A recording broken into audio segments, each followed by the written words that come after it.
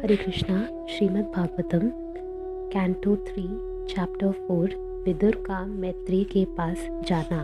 तत्पश्चात उन सबों ने, वृष्णि तथा भोजवंशियों ने ब्राह्मणों की अनुमति से प्रसाद का उच्छिष्ट खाया और चावल की बनी मदिरा भी पी।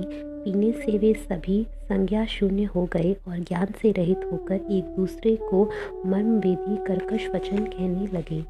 जिस तरह बांसों से आपसी घर्षण से विनाश होता है, उसी तरह सूर्यास्त के समय नशे के दोषों की अंतःक्रिया से उनके मन असंतुलित हो गए और उनका विनाश हो गया। भगवान कृष्ण अपनी अंतरंगा शक्ति से अपने परिवार का भावी अंत देखकर सरस्वती नदी के तट पर गए, जल का आचमन किया और एक वृक्ष के नीचे बैठ गए। भगवान उनके कष्टों का विनाश करते हैं जो उनके शरणागत है। अतएव जब उन्होंने अपने परिवार का विनाश करने की इच्छा की तो उन्हें पहले ही बद्रिकाश्रम जाने के लिए मुझसे कह दिया था। हे अरिंदम विदुर, वंश का विनाश करने की उनकी इच्छा जानते हुए भी मैं उनका अनुसरण करता रहा, क्योंकि अपने स्वामी के चरण कमलों के विछोह को सह पाना मेरे लिए संभव न था। इस तरह उनका पीछा करते हुए मैंने अपने संरक्षक तथा स्वामी भगवान श्री कृष्ण को सरस्वती नदी के तट पर आश्रय लेकर अकेले बैठे और गहन चिंतन करते देखा। यद्यपि वे देवी लक्ष्मी के आश्रय हैं। भगवान का शरीर श्यामल है, किंतु वह सच्चिदानंदमय है और अतीव सुंदर है। उनके नेत्र सदैव शांत रहते हैं और वे प्रातःकालीन उदय होते हुए सूर्य के समान लाल हैं।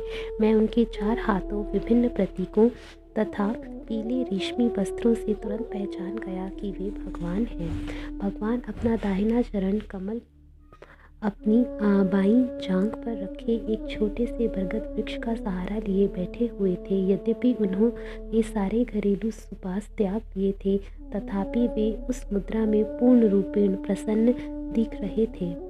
उसी समय संसार के अनेक भागों की यात्रा करके महान भगवत भक्त तथा महर्षि कृष्ण द्वैपायन व्यास के मित्र एवं हितैषी मैत्रेय अपनी इच्छा से उस स्थान पर आ पहुँचे। मैत्रेय मुनि उनसे भगवान से अत्यधिक अनुरक्त थे और वे अपना कंधा नीचे किए प्रसन्न मुद्रा में सुन रहे थे। मुझे विश्राम करने का समय देकर भगवान मुस्कुराते हुए तथा विशेष चितवन से मुझसे इस प्रकार बोले। हे वसु, मैं तुम्हारे मन के भीतर से वह जानता हूँ जिसे पाने की तुम्हें प्राचीन काल में इच्छा की थी, जब विश्व के कार्यकलापों का विस्तार करने वाले वसुओं तथा देवताओं ने यज्ञ किए थे। तुमने विशेष रूप से मेरी संगति प्राप्त करने की इच्छा की थी। अन्य लोगों के लिए इसे प्राप्त कर पाना दुर्लभ है, किंतु मैं तुम्हें इसे यह प्रदान कर रहा हूँ। हे साधु, तुम्हारा वर्तमान जीवन अंतिम तथा सर्वोपरि है, क्योंकि तुम्हें इस जीवन में मेरी चरम कृपा प्राप्त हुई है। अब तुम बुद्धि जीवों के इस ब्रह्मांड को त्याग कर मेरे दिव्य धाम वैकुंठ में जा सकते हो। तुम्हारी शुद्ध तथा अविचलित भक्ति के कारण इस एकांत स्थान में मेरे पास तुम्हारा आना तुम्हारे लिए महान वरदान है। हे उद्धव, प्राचीन काल में कमल कल्प में सृष्टि के प्रारंभ में मैंने अपनी नाभि से उगे हुए कमल पर स्थित ब्रह्मा से अपनी उस दिव्य महिमाओं के विषय में बतलाया था, जिसे बड़े बड़े मुनि श्रीमद् भागवत कहते हैं। उद्धव ने कहा, हे विदुर, जब मैं पूर्ण पुरुषोत्तम भगवान द्वारा इस प्रकार के प्रतिक्षण कृपा भाजन बना हुआ था और उनके द्वारा अतीव स्नेहपूर्वक संबोधित किया जा रहा था, तो मेरी वाणी रुककर आंसू के रूप में बह निकली और मेरे शरीर में के रोम रोम खड़े हो गए। अपने आंसू पोंछ कर और दोनों हाथ जोड़कर मैं इस प्रकार बोला। हे प्रभु, जो भक्तगण आपके चरण कमलों की दिव्य प्रेमा भक्ति में लगे हुए हैं, उन्हें धर्म, अर्थ, काम तथा मोक्ष, इन चारों पुरुषार्थों के क्षेत्र में कुछ भी प्राप्त करने में कोई कठिनाई नहीं होती। किंतु हे भूमन, जहाँ तक मेरा संबंध है, मैंने आपके चरण कमलों की प्रेमा भक्ति में ही अपने को लगाना श्रेयस्कर माना है।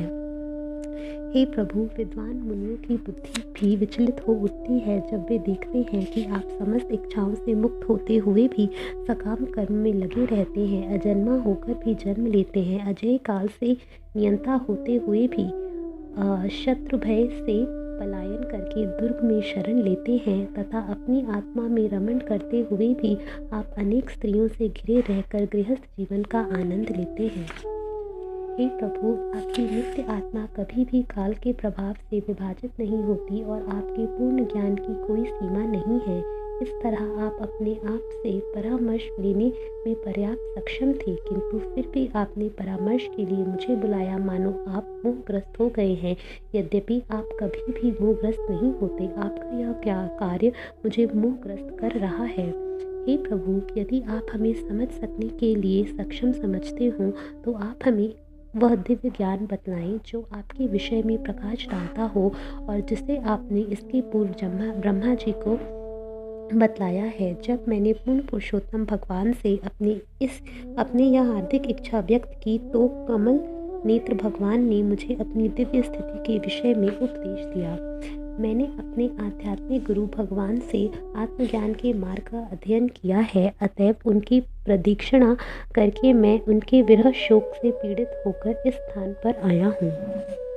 हे विदुर, अब मैं अपने दर्शन से मिलने वाले आनंद, उनके दर्शन से मिलने वाले आनंद के अभाव में पागल हो रहा हूँ और इसे कम करने के लिए अब मैं संगति के लिए हिमालय स्थित बद्रिकाश्रम जा रहा हूँ, जैसा कि उन्होंने मुझे आदेश दिया था। वहाँ बद्रिकाश्रम में नर तथा नारायण ऋषियों के रूप में अपने अवतार में भगवान अनादिकाल से समस्त मिलनसार जीवों के कल्याण हेतु महान तपस्या कर रहे हैं। श्री सुखदेव गोस्वामी ने कहा, उद्धव ने अपने मित्रों तथा संबंधियों के संहार के विषय में सुनकर विद्वान विदुर ने स्वयं के दिव्य ज्ञान के बल पर अपने असहाय शोक को प्रशमित किया। भगवान के प्रमुख तथा अत्यंत विश्वस्त भक्त उद्धव जब जाने लगे तो विदुर ने स्नेह तथा विश्वास के साथ उनसे प्रश्न पूछा। विदुर ने कहा, हे उद्धव, चूंकि भगवान विष्णु के सेवक अन्यों की सेवा के लिए विचरण करते हैं, अतः यह उचित ही है कि आप उस आत्मज्ञान का वर्णन करें जिससे स्वयं भगवान ने आपको प्रबुद्ध किया है। श्री उद्धव ने कहा, आप महान विद्वान ऋषि मैत्री से शिक्षा ले सकते हैं, जो पासी में हैं और जो दिव्य ज्ञान की प्राप्ति के लिए पूजनीय हैं। जब भगवान इस मर्त्यलोक को छोड़ने वाले थे तब उन्होंने मैत्रेय को प्रत्यक्ष रूप से शिक्षा दी थी। सुखदेव गोस्वामी ने कहा, हे राजन, इस तरह यमुना नदी के तट पर विदुर से भगवान के दिव्य नाम, यश, गुण इत्यादि की चर्चा करने के बाद उद्धव अत्यधिक शोक से अभिभूत हो गए। उन्होंने सारी रात एक क्षण की तरह बिताई। तत्पश्चात वे वहाँ से चले गए। राजा ने पूछा, तीनों लोकों के स्वामी श्री कृष्ण की लीलाओं के अंत में तथा उन विष्णु एवं भोज वंशों के सदस्यों के अंतर्ध्यान होने पर जो महान सेना नायकों में सर्वश्रेष्ठ थे, अकेले उद्धव क्यों बचे रहे? सुखदेव गोस्वामी ने उत्तर दिया, हे प्रिय राजन, ब्राह्मण का शाप तो केवल एक बहाना था, किंतु वास्तविक तथ्य तो भगवान की परम इच्छा थी। वे अपने असंख्य पारिवारिक सदस्यों को भेज देने के बाद पृथ्वी के धरातल से अंतर्धान हो जाना चाहते थे। उन्होंने अपने आप इस तरह सोचा, अब मैं इस लौकिक जगत की दृष्टि से ओझल हो जाऊंगा और मैं समझता हूँ कि मेरे भक्तों में अग्रणी उद्धव ही एकमात्र ऐसा है जिसे मेरे विषय का ज्ञान प्रत्यक्ष रूप से सौंपा जा सकता है। उद्धव किसी भी तरह मुझसे घटकर नहीं है, क्योंकि वह प्रकृति के गुणों द्वारा कभी भी प्रभावित नहीं हुआ है। अतएव भगवान के विशिष्ट ज्ञान का प्रसार करने के लिए वह इस जगत में रहता रहे। सुखदेव गोस्वामी ने राजा को सूचित किया कि इस तरह समस्त वैदिक ज्ञान के स्रोत और तीनों लोकों के गुरु पूर्ण पुरुषोत्तम भगवान द्वारा उपदेश दिए जाने पर उद्धव बद्रिकाश्रम तीर्थ स्थल पहुँचे और भगवान को तुष्ट करने के लिए उन्होंने अपने को समाधि में लगा दिया। विदुर ने उद्धव से इस मृत्यलोक में परमात्मा अर्थात भगवान कृष्ण के आविर्भाव तथा तिरोभाव के विषय में भी सुना, जिसे महर्षिगण बड़ी ही लगन के साथ जानना चाहते थे। भगवान के यशस्वी कर्मों तथा मर्त्यलोक के में असाधारण लीलाओं को संपन्न करने के लिए उनके द्वारा धारण किए जाने वाले विविध दिव्य रूपों को समझ पाना उनके भक्तों के अतिरिक्त अन्य किसी के लिए अत्यंत कठिन है और पशुओं के लिए तो वे मानसिक विक्षोभ मात्र है। यह सुनकर कि इस जगत को छोड़ते समय भगवान कृष्ण ने उनका स्मरण किया था, विदुर प्रेम भाव से अभिभूत होकर जोर जोर से रो पड़े। यमुना नदी के तट पर कुछ दिन बिताने के बाद स्वरूप सिद्ध आत्मा विदुर गंगा नदी के तट पर पहुँचे, जहाँ मैत्रेय मुनि स्थित थे। हरे कृष्णा।